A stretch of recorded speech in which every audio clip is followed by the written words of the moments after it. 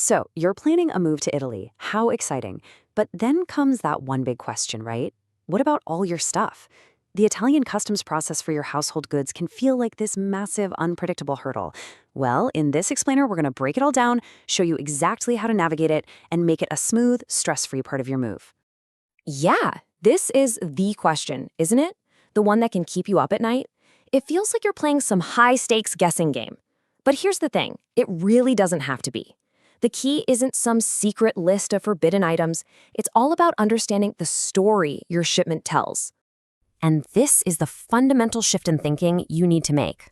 Success with Italian customs isn't about some simple checklist. It's about your documentation, your packing, and the overall story your shipment tells. Most delays aren't caused by some forbidden item, but by something that simply raises a question. Okay, so let's start by thinking like a customs official. To get this right, we really need to step into their shoes for a minute. What are they actually looking for when a container full of someone's life arrives at the port? What's the real difference between a shipment that looks totally legitimate and one that just looks suspicious? First off, let's get this term right, household goods, but from their perspective. It doesn't just mean things that were in a house. It means things you have actually used. We're talking about your furniture with its normal little scuffs and scratches, the clothes from your closet, the dishes you eat from every night. The key word to remember here is genuinely. This quote just sums it up perfectly. This is the customs mindset. Look, they are not judging your taste in couches. They're just trying to figure out one simple thing. Is this a person relocating their home, or is this a business trying to import goods for resale without paying taxes? That distinction is absolutely everything. So with that mindset in place, let's create a really simple framework for categorizing your belongings. We can break everything down into 3 easy groups: the good, the bad, and the questionable. This should help you decide what makes the cut. As you can see, clear smoothly is pretty much your standard used household stuff. The restricted category is also pretty clear cut. Things like firearms and hazardous materials, just leave them behind. The real tricky area, where most of the problems start, is that middle category, the one that raises questions. So let's look a little closer at what triggers a review. A brand new TV still in the box? To them, that looks like a commercial import. 10 identical lamps? That's a huge red flag. And what about shipping special items like wine or fancy food? You often can, but they must be declared properly. Just remember this rule: transparency is always, always better than trying to hide something. This brings us to what is, without a doubt, the single most important document in your entire shipment: your inventory. This packing list is the first thing customs officials look at. It's how they understand your shipment before they even think about opening a single box. And this shows the difference between creating confidence and creating suspicion. An entry like "box of kitchen stuff" tells the customs officer absolutely nothing, and it basically invites them to open it up. But a detailed description? That paints a crystal clear picture that aligns perfectly with a normal household. It's really as simple as that. A detailed inventory is your best tool for proving this is a legitimate household move.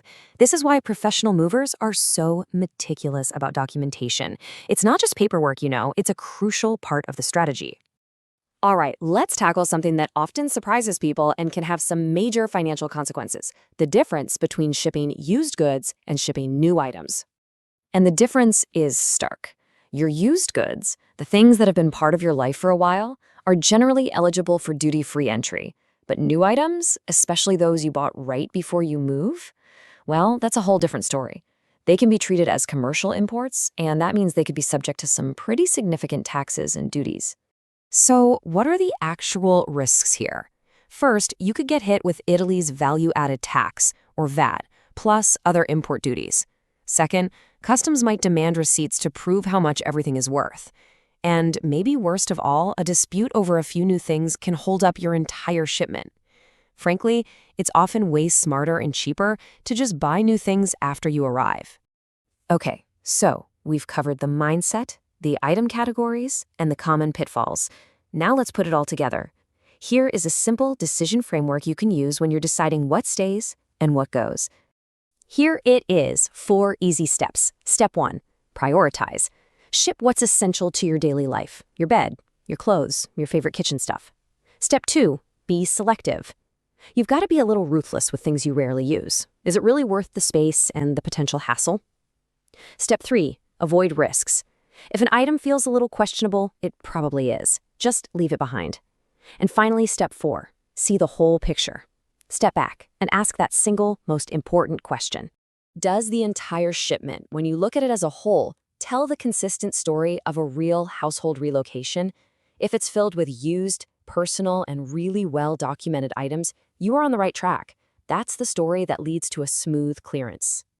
So here's the bottom line. The smooth path to clearance is paved with your used personal belongings, and it's all meticulously documented. The other path, the one that leads to stress, delays, and unexpected costs, well, that one's littered with new items, restricted goods, and vague, sloppy paperwork.